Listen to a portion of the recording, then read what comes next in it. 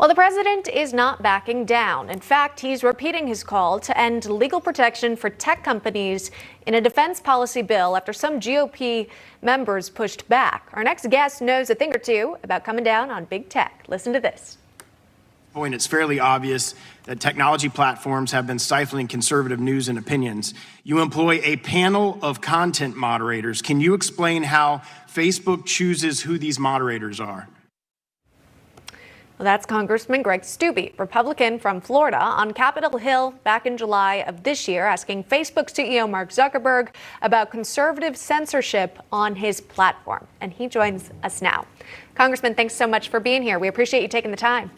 Yeah, thanks for having me. Absolutely. So this is clearly one of the top issues the president is thinking about, because he tweets daily, in fact, on the topic of Section 230, tweeting on Wednesday that he will veto the National Defense Authorization Act unless Congress repeals it, saying this, quote, "Looks like certain Republican senators are getting cold feet with respect to the termination of big tech Section 230 and national security and election integrity must.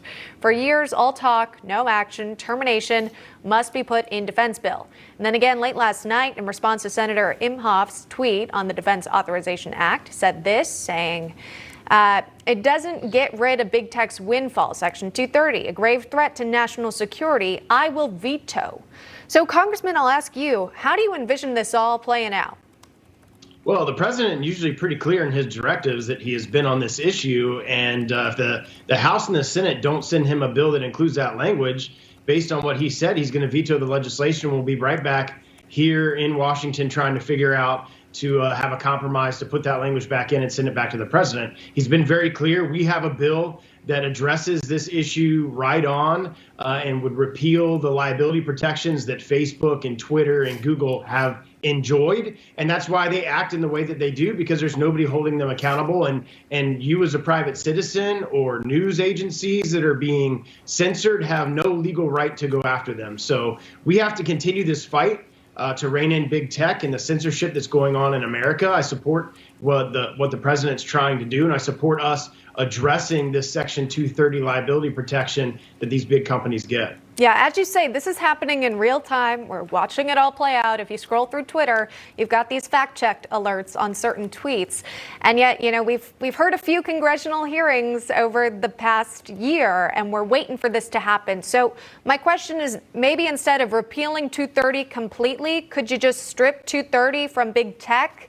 Could that be a possibility through new legislation or an executive order? I mean, is there another path here, essentially?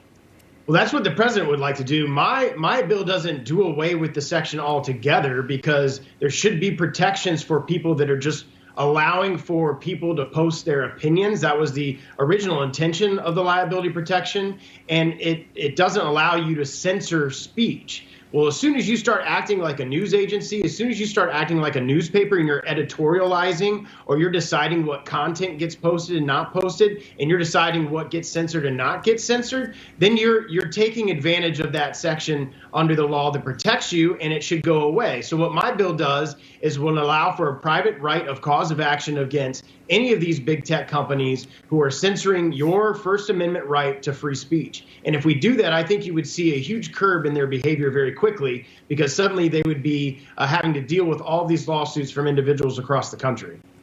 I want to switch gears, and we only have a little bit of time left. But earlier on our program, we had Alabama Congressman Mo Brooks on, who says he's going to challenge the Electoral College vote for the presidential election, and also the certification in his state, as well as in other states like Nevada, Arizona, and Pennsylvania. We know the president's legal team still has ongoing lawsuits underway. What do you make of this situation, how it's all planned out, and how do you think it'll end up?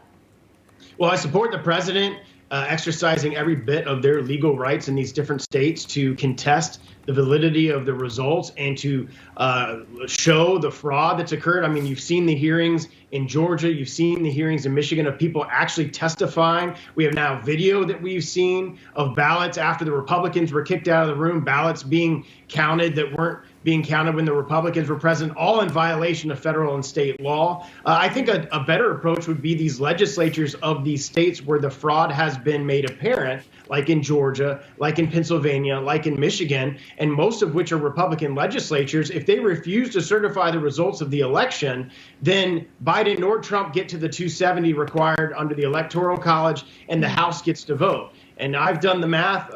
Trump wins that vote by 26 to 24 because each state has a vote in that. Not all members of the House, but each state has a vote. So I think that would actually be a better approach to allow these states to litigate the outcomes of the fraud that has occurred in these individual states and let the legislatures of those states make those determinations. Very interesting. I hate to let you go. We're out of time, but that's Congressman Greg Steube of Florida. We appreciate you joining us this morning. Thanks so much. Take care.